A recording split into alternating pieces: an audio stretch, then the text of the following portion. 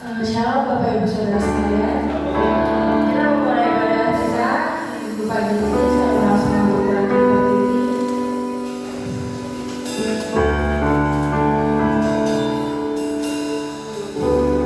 Kamu satukan hati kita.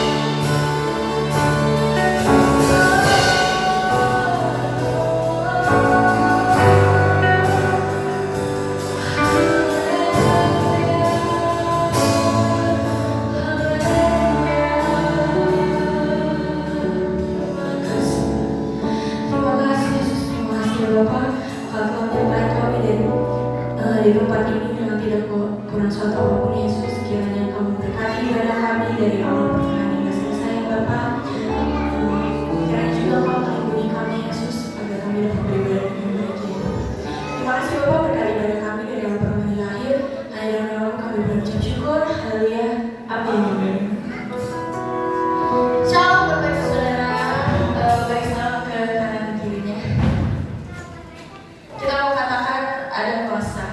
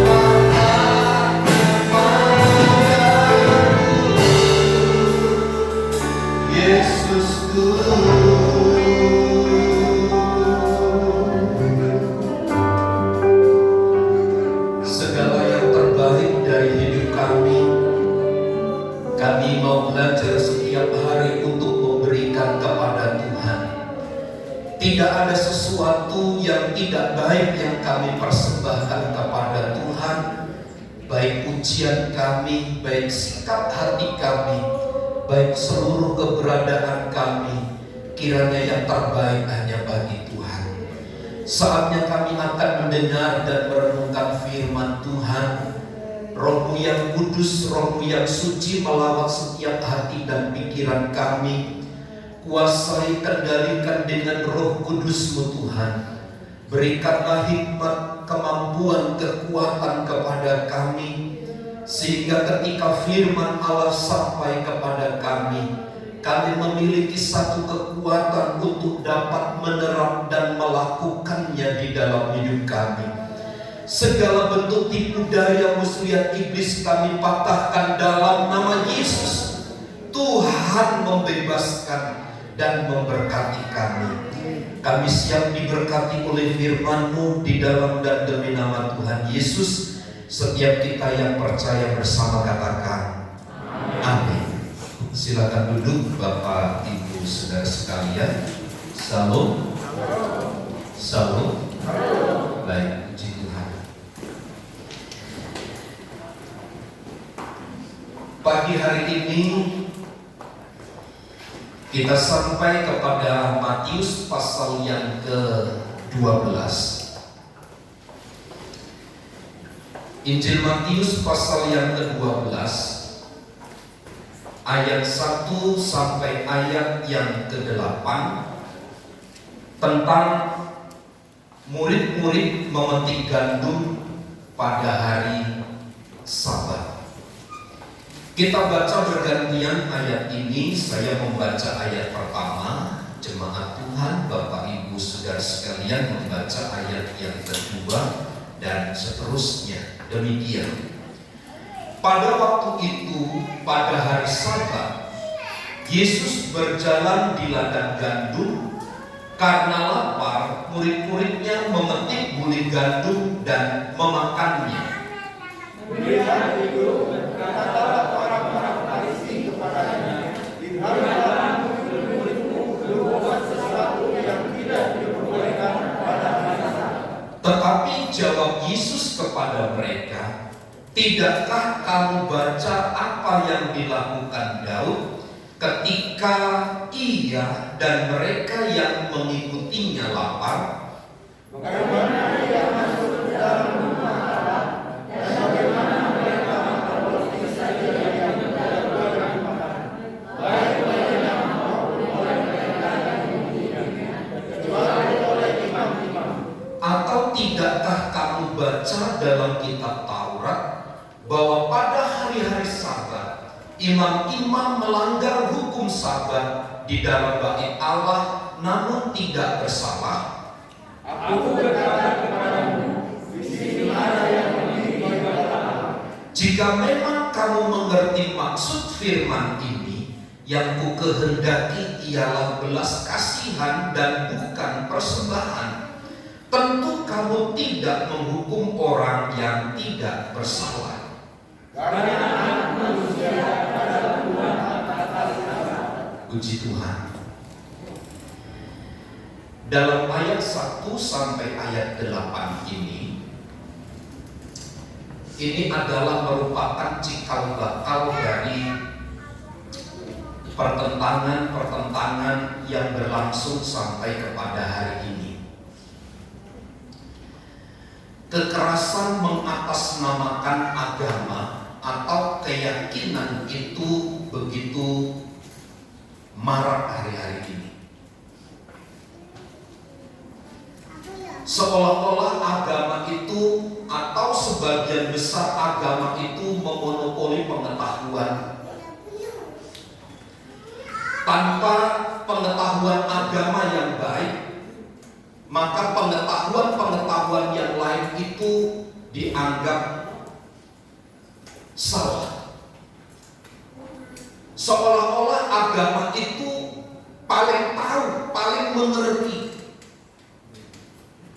Kalau sudah seperti ini, maka orang yang beragama akan menganggap diri mereka adalah yang paling benar di antara yang lain.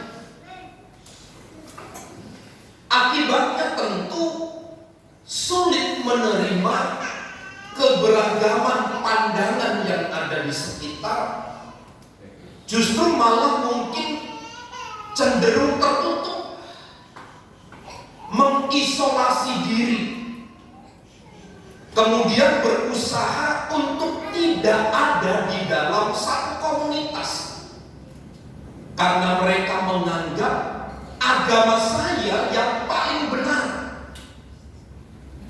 agama saya yang paling baik di dunia.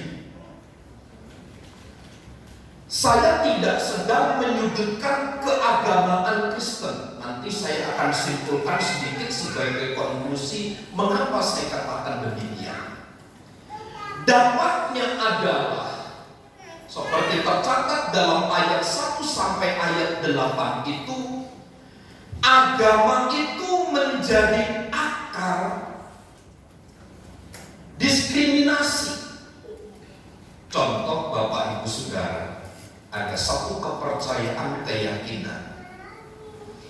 Kalau dia pindah dari satu kepercayaan kepada kepercayaan yang lain, hukumnya adalah mati.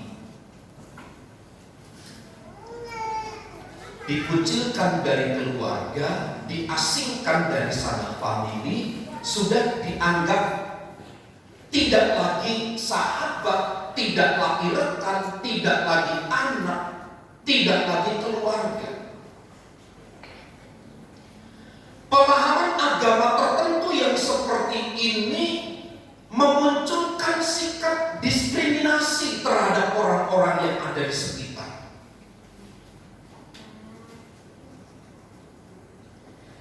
Saya percaya begini, Alkitab tidak pernah mengajar yang demikian.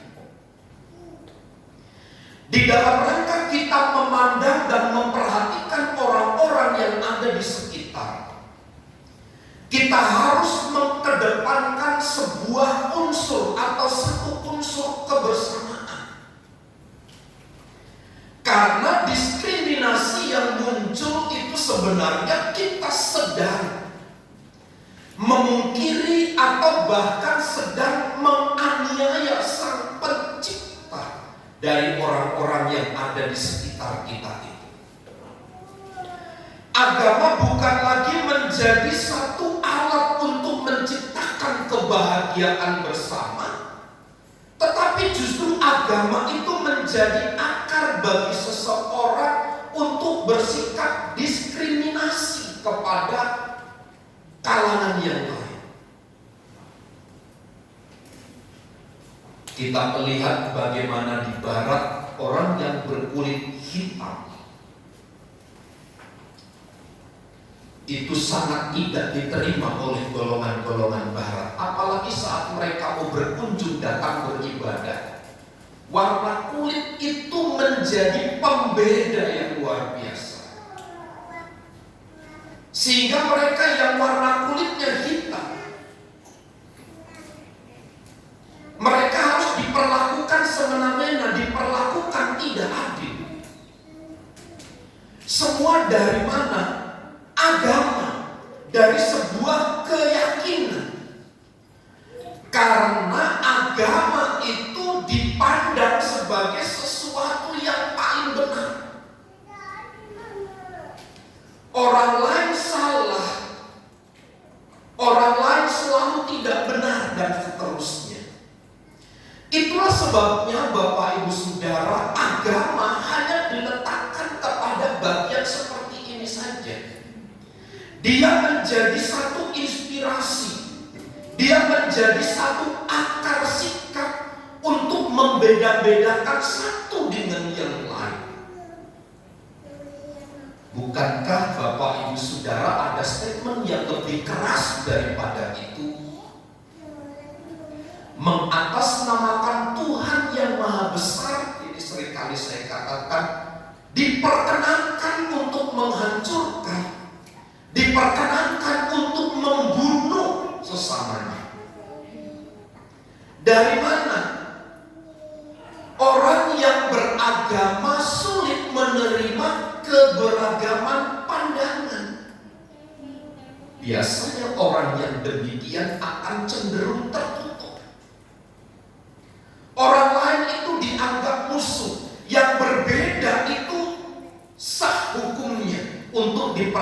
Tuhan tidak adil. Karena Bapak Ibu Saudara, agama itu hanya dipandang sebelah mata, letterlek pemahamannya. Agama-agama di dunia atau agama yang dipahami oleh manusia hanya sebagai alat, hanya sebagai sarana bagaimana agar manusia itu bisa terbebas, bisa terlepas dari penghukuman Tuhan. Agama hanya dimaknai hanya sebatas itu. Makanya orang berbuat baik, orang melakukan kebaikan demi kebaikan, orang tidak mau melakukan atau orang melakukan kejahatan mengatasnamakan agama, atau sebaliknya melakukan kebaikan mengatasnamakan sebuah agama. Saya katakan tidak salah meskipun ini dilakukan. Tetapi ada satu bahaya yang besar. Satu kali saya komen di Facebook Bapak Ibu, mungkin ada yang membaca di antara Bapak Ibu Saudara. Satu kali ada seorang aktivis kemanusiaan. Dia memang setiap hari dia bergelut dengan ODGJ. ODGJ itu orang-orang yang kegangguan jiwa yang ada di jalan. Nah, orang tersebut itu diberi salam lah, diberi salam sepertinya dipaksa dengan agama tertentu. Lalu saya melihat orang berbuat sesuatu demi kebaikan, tetapi memaksakan sesuatu yang harus diterima.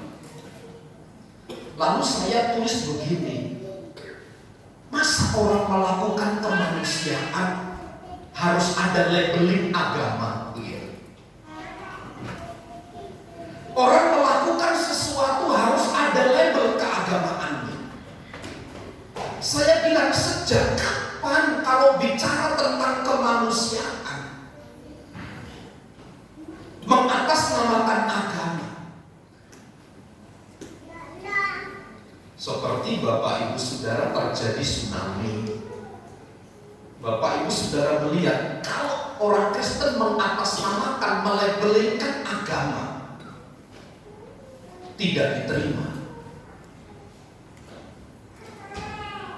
Tapi untuk hal-hal yang sifatnya kemanusiaan, kita harus melepaskan diri dari rantai, dari jeratan agama ini.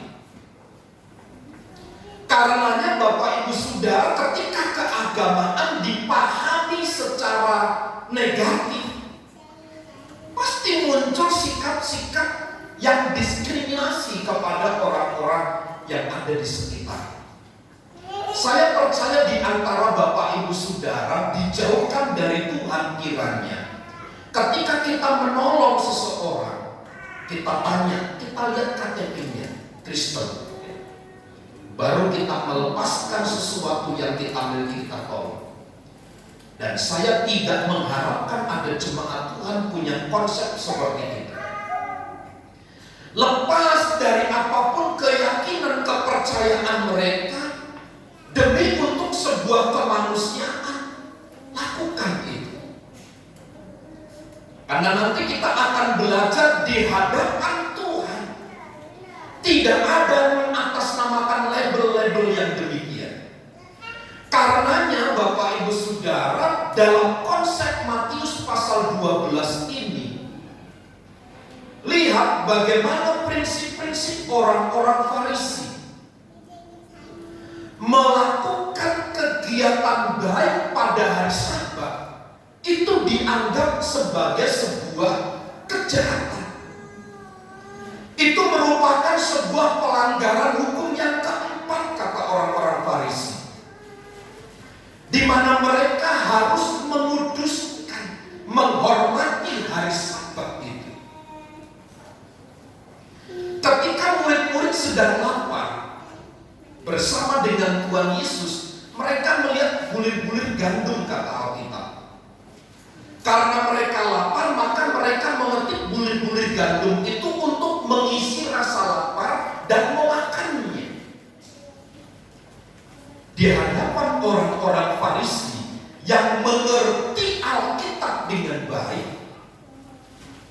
itu dipandang sebagai sebuah kesalahan.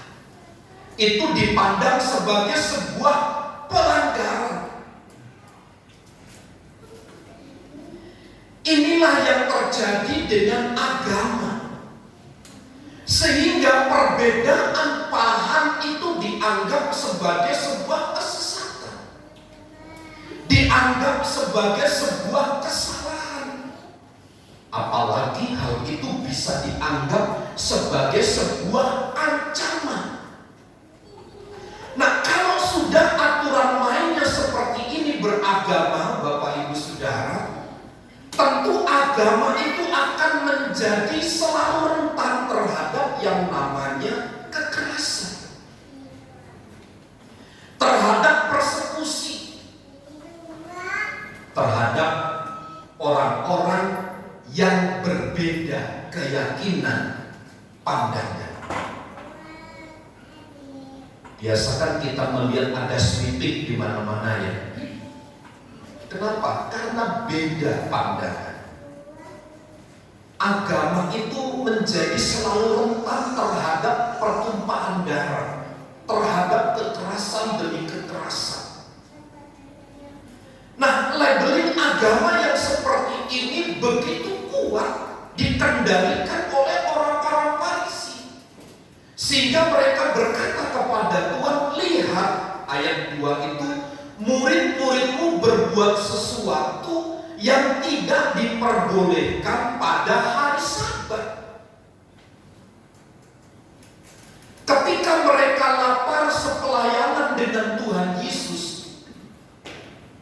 mereka menjadi lapar tentunya, karena mungkin tidak ada cukup persediaan di antara mereka untuk mencukupi kebutuhan di dalam perjalanan.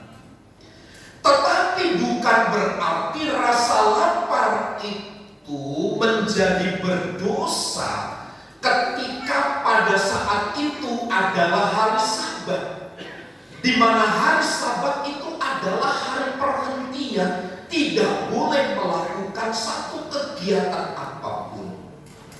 Bapak Ibu Saudara, kalau lihat hari Nyepi di Bali ya, ini prinsipnya hampir sama. Di Bali, kalau Nyepi itu tidak boleh ada orang yang keluar, tidak boleh menyalakan lampu, memasak nasi, semua kegiatan aktivitas tidak diperkenankan. Kalau kedapatan di luar melakukan aktivitas, maka pecahan ya, yang akan menegur atau justru ada hukum adat yang berlaku. Pertanyaannya, bagaimana orang-orang yang di dalam rumah tidak tersedia makanan dan minuman? Saya ingat ini ada almarhum anaknya ibu aku ya, pada waktu dia terkena COVID-19, terkena COVID, di rumah itu tidak ada makanan, sementara anaknya 4. Ada 1 istri, ada 1 kakaknya, kemudian ada 4 anak. Nah, ketika dia terkena terdampak corona, dia keluar rumah untuk membeli makanan. Lalu orang-orang yang tahu bahwa bapak ini kena COVID, tetangganya, pihak keamanan, orang-orang di sekitar jadi marah gitu. Sudah tahu kalau kena begitu, kenapa keluar? Akhirnya bapak yang dimarahin juga marah. Ya kalau begitu sediakan makanan dong untuk saya, perhatikan saya dan seterusnya.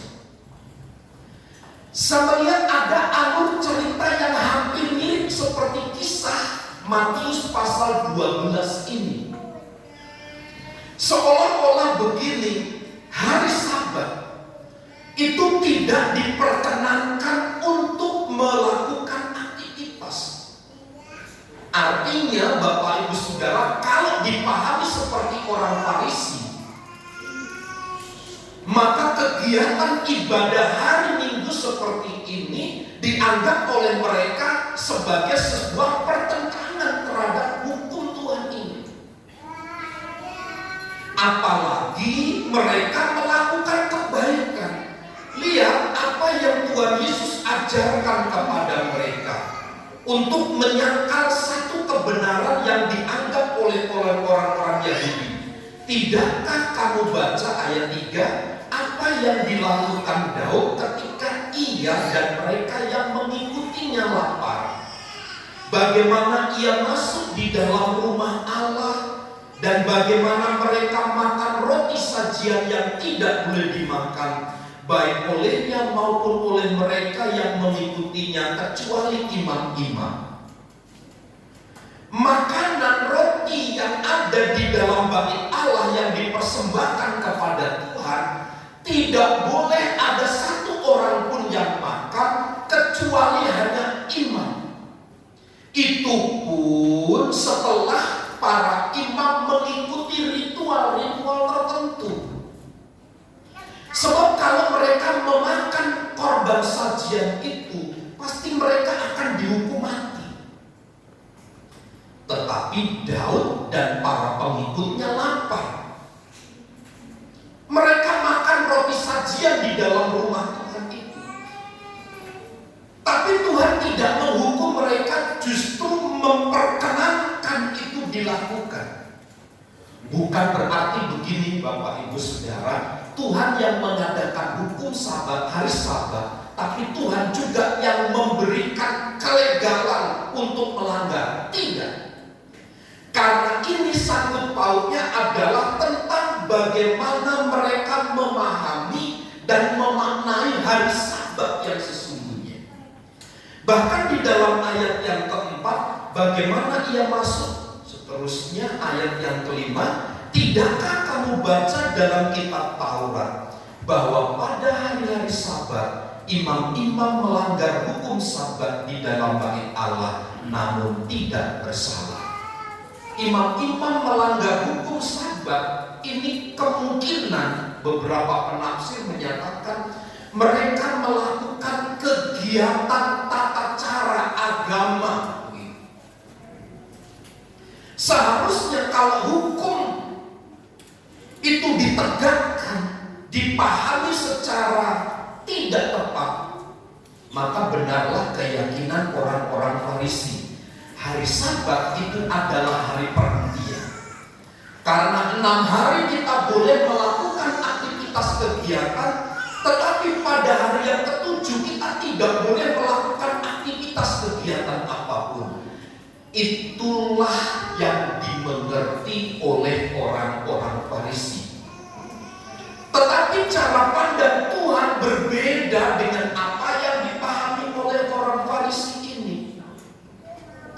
Sesungguhnya anak manusia adalah Tuhan atas hari Sabat. Yang dikehendaki oleh Tuhan adalah belas kasihan dan bukan persembahan. Tentu kamu tidak akan menghukum orang yang tidak bersalah. Artinya, orang-orang yang melakukan kegiatan di dalam hari Sabat itu, ketika kegiatan itu memuliakan nama Tuhan dan terkait dengan mati hidupnya seseorang, maka kita harus tetap melakukan tindakan kemanusiaan. Bukan berarti melanggar hukum Sabat, hukum perhentian yang dari Tuhan itu. Itu sebabnya Bapak Ibu Saudara, saya percaya begini, sebagaimana murid-murid Yesus merasa kelaparan, Tuhan Yesus mengizinkan mereka memakan bulir-bulir gandum pada hari Sabat sekalipun. Di dalam perjanjian lama pun sama. Ketika mereka lapar, Tuhan memberi makan mana dari surga. Saat mereka mengalami rasa haus, Tuhan memberikan air dari gunung batu.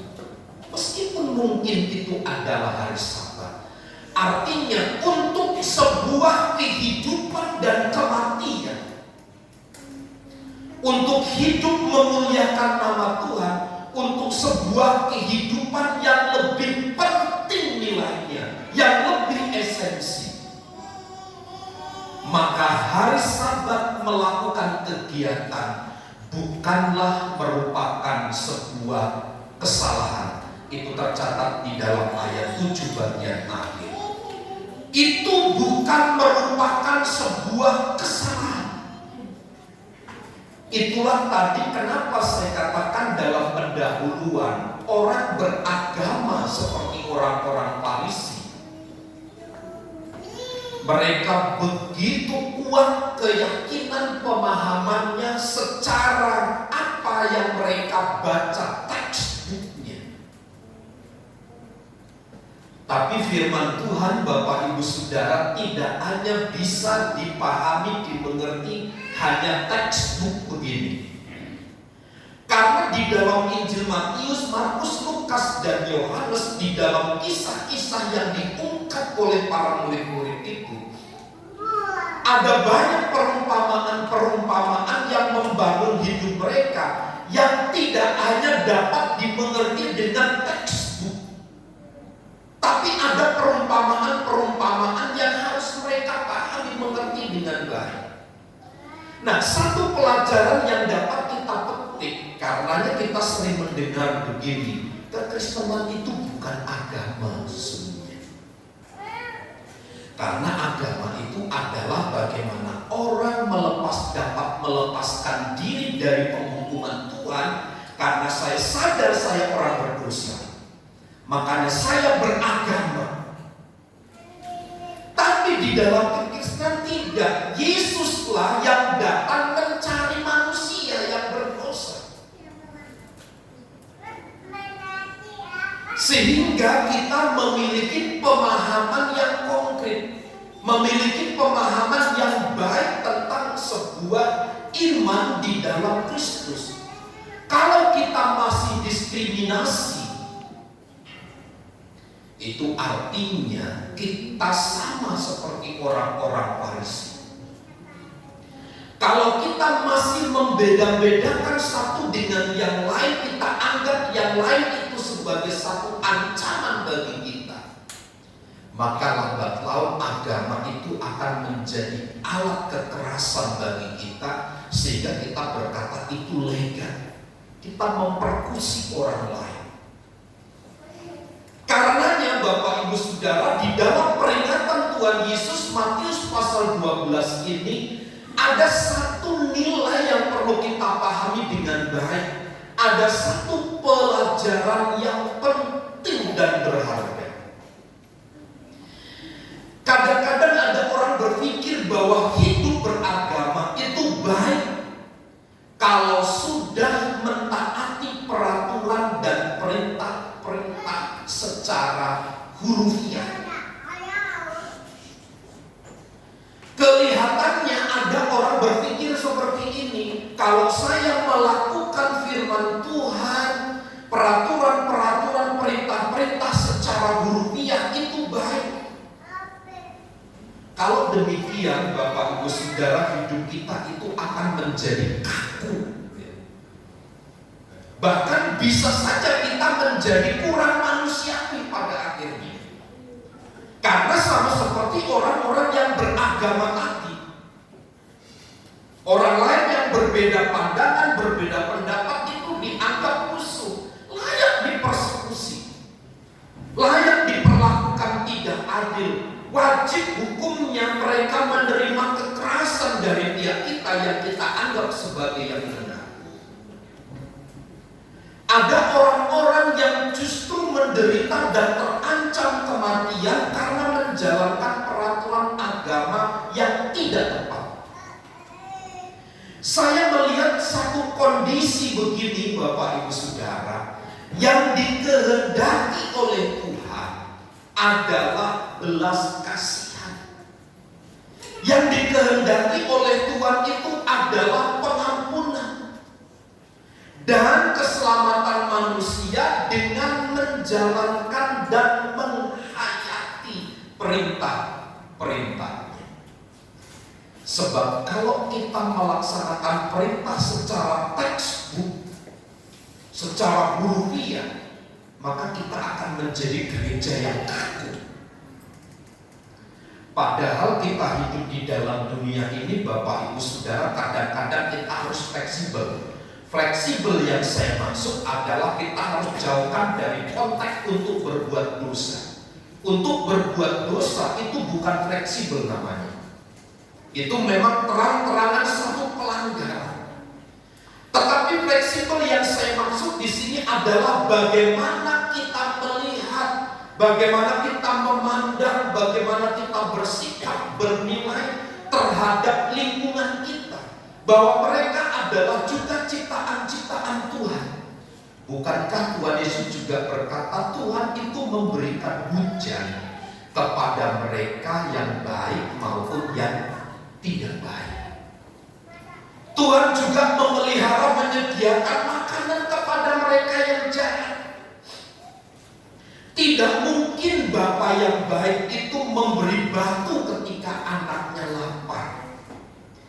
Pernyataan seperti ini adalah merupakan ciri khas bagaimana seseorang menghayati perintah-perintah Tuhan secara baik. Karenanya ini bukan alasan bagi kita kalau orang berbuat dosa lalu kita berkata ya sudah tidak apa-apa. Bukan berarti begitu. Dosa itu adalah harga mati. Tapi jangan sampai dengan pernyataan saya ini lalu kita berkata, kita tahu dia berbuat dosa, lalu kita katakan begini, ya gak apa-apalah berbuat dosa. Tidak. Justru seharusnya seseorang yang memiliki pengetahuan baik,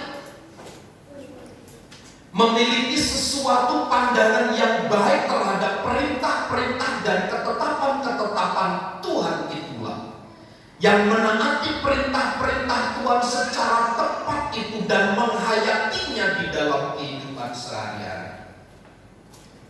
Mereka orang-orang yang menentang untuk melakukan berbuat dosa. Justru kadang-kadang sebaliknya yang terjadi Bapak Ibu Saudara sekalian.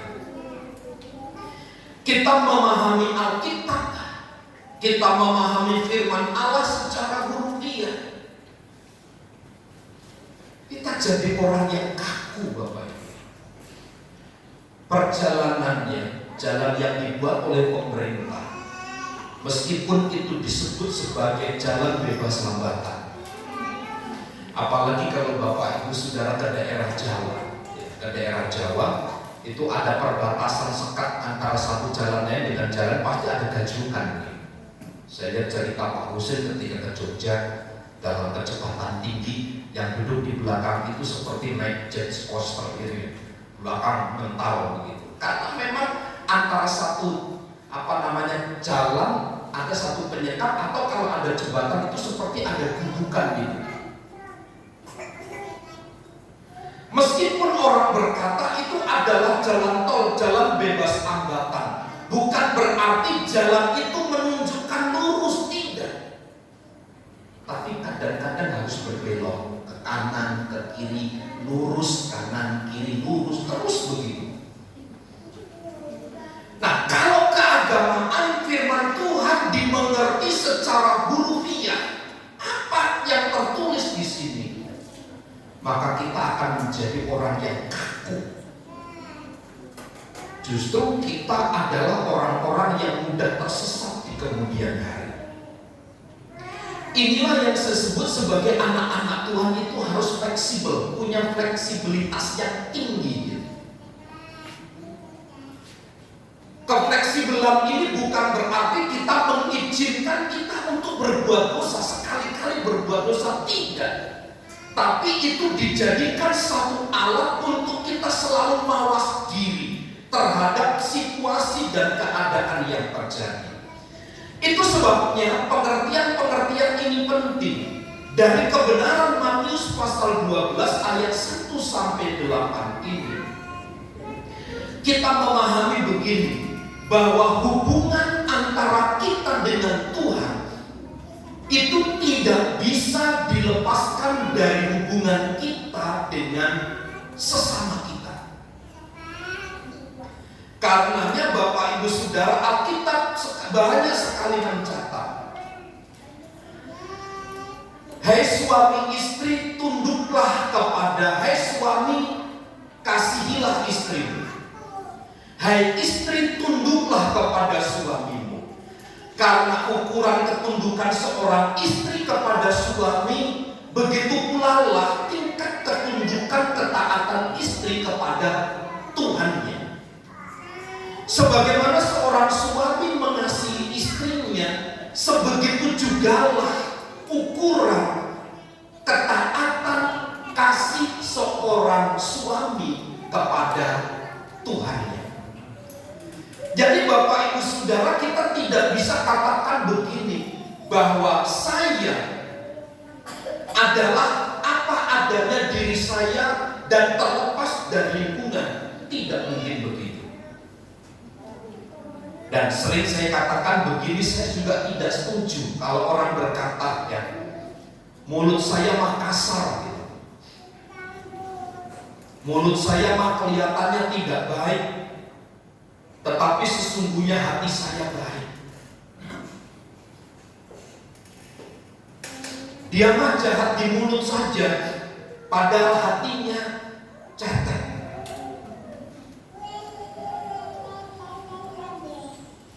Mukanya seperti preman, tetapi hatinya seperti rinto, katanya begitu. Dan itu menurut saya tidak mungkin. Karena apa yang keluar dari mulut itu sebenarnya cerminan dari apa yang ada di dalam.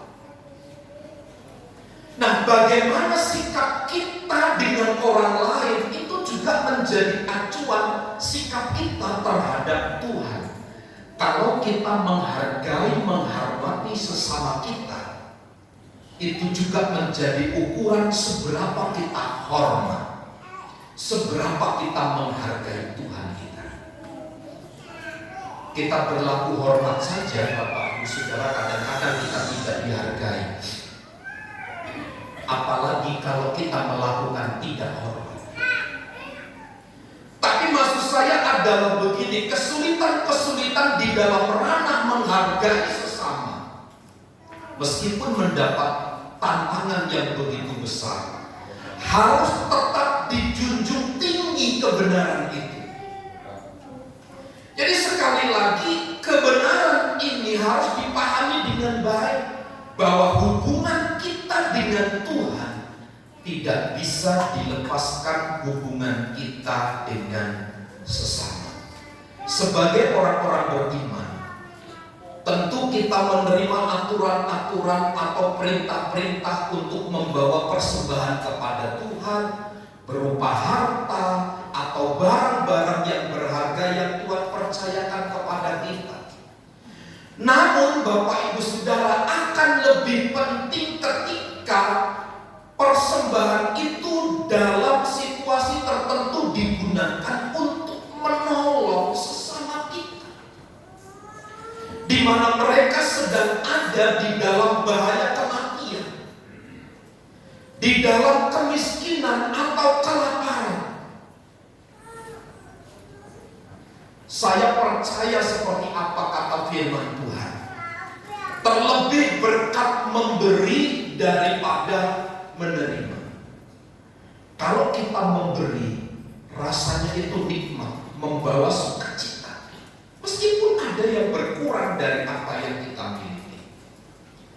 Tetapi orang yang menerima itu dianggap sebagai sesuatu yang biasa, tidak ada kelebihannya, karena semua orang bisa menerima. Sedikit hanya orang yang bisa memberi. Itu sebabnya sebagai anak-anak Tuhan, kita tidak boleh tutup mata terhadap orang-orang yang berkekurangan, orang-orang yang diselimuti oleh keprihatinan karena sebuah kondisi hidup yang mengenaskan. Karena kalau kita belajar dari Tuhan Yesus sendiri, Ia telah memberikan teladan demikian. Ia berbelas kasihan kepada kemalangan. Ia memiliki kerelaan untuk memberikan nyawanya di atas kayu salib kepada kita. Itu adalah kepedulian yang paling tinggi nilainya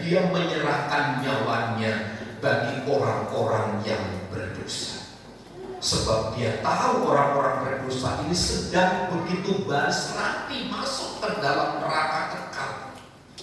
Tetapi Tuhan Yesus memberikan teladan untuk merelakan, diberikan nyawanya sebagai ganti agar orang-orang yang berbaris dengan rapi siap ke neraka ini digantikan oleh nyawanya. Inilah Bapak Ibu Saudara sesungguhnya nilai dari Matius pasal 12. Betul memang Allah memberikan aturan main. Hari ke-7 adalah hari perhentian, hari Sabat. Tetapi bukan berarti hari Sabat kita berhenti untuk hidup dan memuliakan nama Tuhan dengan melakukan kebaikan kepada orang-orang yang ada di sekitar kita. Nilai apa yang kita kerjakan itu menjadi lebih menggaung Bapak Ibu Saudara dari hanya sekedar ucapan-ucapan kita. Perbuatan yang nyata-nyata, kasih yang nyata keluar dari hidup kita itu nilainya lebih tinggi ketika kita hanya sekedar bicara. Melakukan itu memiliki nilai tertinggi ketika kita hanya sekedar berbicara. Karenanya sebagai anak-anak Tuhan, janganlah kita hanya letterlock memahami satu kebenaran, tapi mari kita belajar lebih jauh dari hal itu. Termasuk ketika melihat hari Sabat. Tuhan itu adalah, anak manusia adalah Tuhan atas hari Sabat. Artinya hari Sabat itu diciptakan oleh Tuhan untuk kepentingan manusia. Tetapi seperti kitab Efesus, segala sesuatu adalah dari Dia, untuk Dia, bagi kemuliaan namanya. Jadi meskipun hari perhentian, mari kita pergunakan sebaik-baiknya untuk melakukan kebajikan. Karena ini satu nilai yang Tuhan ajarkan kepada gereja. Pagi hari ini Bapak Ibu Saudara, saya percaya Tuhan menghendaki belas kasihan. Itu sebabnya bukan berarti persembahan itu tidak diperkenan, tidak. Tetapi ketika kita melihat situasi yang tidak memungkinkan, Tuhan merindukan anak-anaknya memberikan uluran tangan. Dan itu adalah satu ibadah yang memuliakan Tuhan. Tuhan Yesus memberkati kita. Mari kita tundukkan kepala dan kita berdoa. Kami bersyukur untuk pagi hari ini Tuhan. Beberapa prinsip dan nilai-nilai kebenaran firman-Mu telah kami pelajari dengan baik. Biarlah sebagaimana yang kami mengerti, tidak hanya sekedar teks yang kami pahami dan mengerti, tetapi ada kekuatan dan kemampuan kami untuk dapat melakukannya. Dan hidup kami selalu memancarkan kemuliaan Tuhan. Biarlah kami ketika menjadi anak-anak Tuhan tidak hanya sekedar kami beragama, label agama itu kami kenakan dalam tubuh kami, tapi biarlah kasih yang nyata, perbuatan yang nyata-nyata itulah yang dikenal oleh Tuhan. Dan berikanlah kekuatan, kemampuan bagi kami untuk kami dapat pula melakukannya. Roh Kudus bimbing kami, hantar kami untuk masuk di dalam rencana Tuhan yang lebih besar terhadap kebenaran-Mu ini. Karena kami percaya perlakuan kami terhadap sesama kami adalah cerminan kasih kami kepada Tuhan. Ketundukan kami seorang istri kepada suami adalah tanda ketaatan ketundukan kami kepada Tuhan kami. Dan kasih suami kepada seorang istri itu menjadi pertanda kasih kami sebagaimana kasih kami kepada Tuhan. Karenanya bimbing kami, arahkan kami untuk mengerti setiap prinsip dan nilai kebenaran firman Tuhan, agar kami semakin bertumbuh menjadi umat-umat yang dewasa. Diberkatilah kami menurut kekayaan dan kemuliaan Tuhan. Di dalam dan demi nama Tuhan Yesus kami berdoa. Setiap kita yang percaya bersama katakan amin.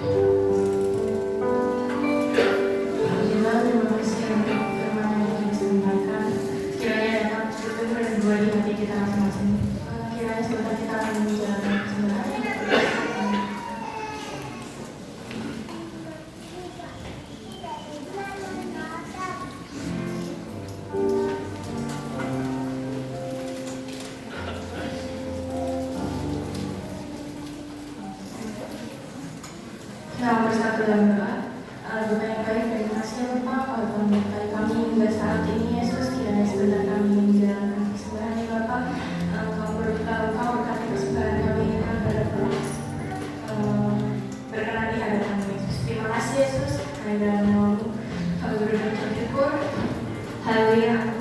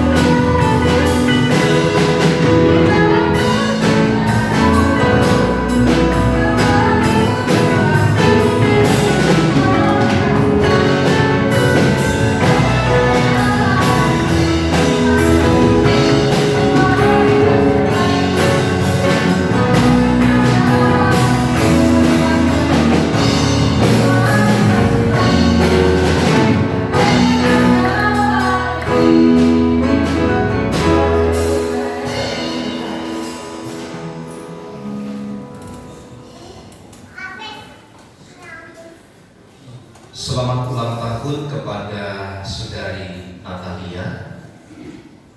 Bukan Natalia ini, tapi ada satu Natalia anak Pak Suyono ya. Tanggal 21 Juli. Tuhan Yesus memberkati. Selamat ulang tahun kepada Bapak Guntur Herlambang Simanjuntak ya.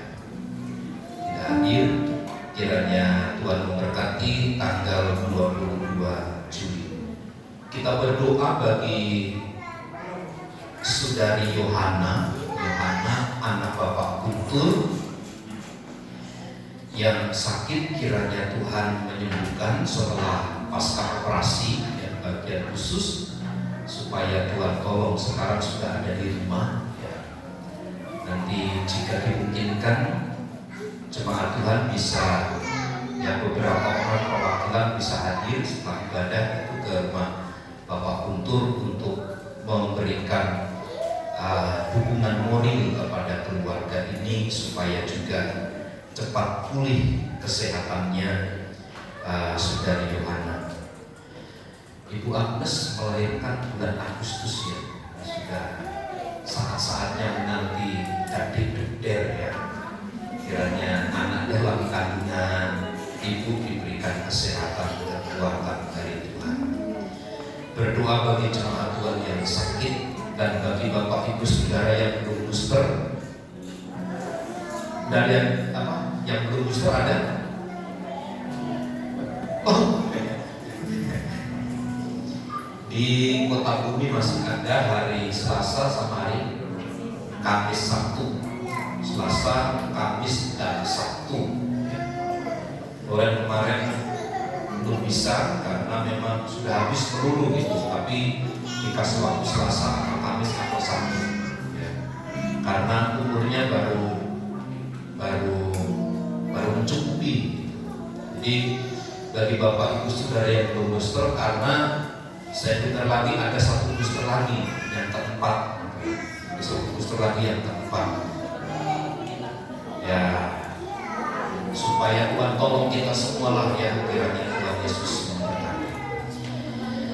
Baik, untuk para petugas pelayan tanggal 31 bisa dilihat di depan, kiranya Tuhan memberkati kita sekalian. Saya undang Bapak Ibu Saudara sekalian untuk bersama berdiri. Mari kita akhiri ibadah kita di dalam doa. Kami bersyukur karena Tuhan telah menuntun dan menolong kami serta melawat kami, sehingga semua ibadah berjalan dengan baik dan Engkau telah memungkinkan segala sesuatunya terjadi. Saatnya biarlah Tuhan memulihkan, memberkati, mengendalikan seluruh hidup kami. Kiranya damai yang sejahtera dari Allah menguasai hati dan pikiran kami. Saat-saat kami harus mengalami kesulitan, tangan Tuhan yang menolong kami. Bagi jemaat Tuhan yang sakit, Tuhan sembuhkan mereka. Berdoa bagi saudara-saudari Natalia yang berulang tahun, Bapak Guntur yang berulang tahun, Tuhan memberkati mereka. Berdoa bagi Ibu Edi Paulus yang hari ini sedang di Sumatera Utara, Tuhan jaga lindungi, Tuhan berkati, semua urusan berjalan dengan baik. Berdoa buat saudari Yohana anak Bapak Guntur, Tuhan pasca operasi bagian khusus, kami berdoa dari tempat ini Tuhan pulihkan dengan sempurna dalam nama Yesus. Jemaat Tuhan yang sakit, yang membutuhkan pekerjaan, tangan Tuhanlah yang menopang mereka sekalian. Berdoa bagi Ibu Agnes pada bulan Agustus akan melahirkan, Tuhan berkati bayi dalam kandungan, juga berkati Ibu Agnes, terus beri kesehatan, kekuatan, pertolongan Tuhan dinyatakan. Setiap doa-doa dan pergumulan kami, Tuhan selalu mendengar dan memperhatikan. Karenanya biarlah iman kami bertumbuh dari hari-hari ke hari. Kesulitan apa yang kami tidak peroleh tidak membuat kami lemah, tetapi justru membuat kami bersemangat, bergairah di dalam Tuhan. Karena Tuhan menjadi penopang dan penolong kami. Berkati seluruh jemaat Tuhan yang hadir. Pimpinan lawatan Tuhan dinyatakan bagi kami semua. Berkati bangsa dan negara kami. Berkati gereja-gereja Tuhan yang melaksanakan ibadah, hamba-hambamu yang melayani, Tuhan berkati. Di dalam dan demi nama Tuhan Yesus kami berdoa. Mari saudaraku, angkat tanganmu dan terimalah berkat Tuhan. Tuhan memberkati dan melindungi engkau. Tuhan menyinari engkau dengan wajah-Nya dan memberi engkau kasih karunia. Tuhan menghadapkan wajah-Nya kepadamu dan memberi engkau damai sejahtera. Kiranya kasih karunia Tuhan Yesus Kristus dan kasih Allah serta persekutuan Roh Kudus menyertai kita sekalian saat ini dan sampai selama-lamanya. Kami terima segala berkat Tuhan di dalam nama Tuhan Yesus Kristus. Kita semua yang percaya dan diberkati bersama katakan amin. Bapa, terima kasih. Bapa